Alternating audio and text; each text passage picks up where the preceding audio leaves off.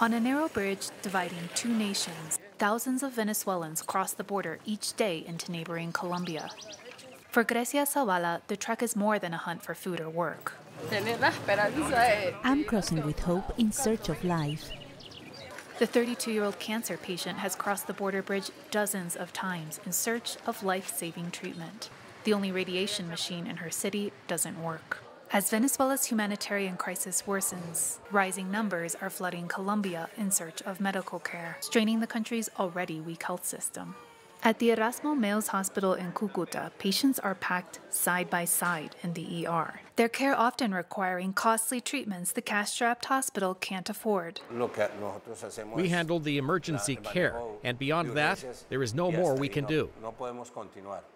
The daily arrivals include pregnant women, patients with transmittable diseases, and sickly children like 3-year-old Luna, who weighed just 17 pounds when she fled Venezuela. We had to feed her potatoes, yuca, just vegetables. No matter how much of that, it's not enough to nourish a child her age. Several million Venezuelans have fled in a burgeoning refugee crisis, sounding alarm bells throughout Latin America. Some so desperate they're willing to sleep on Colombia's streets. My mom is sick and needs medicine we can't get in Venezuela.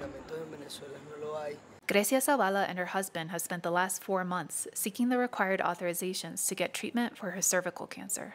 The rubber tires of her wheelchair so worn down they're about to break apart.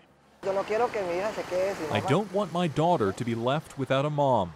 Her doctors in Venezuela performed a hysterectomy last year, but were unable to provide chemo or radiation. On a recent afternoon, they finally got the green light to begin Sabala's treatment. Since I crossed the border in search of help, this was my dream. For me, this moment is the start of a dream. One more hurdle crossed in a fight for survival. Christine Armario, The Associated Press.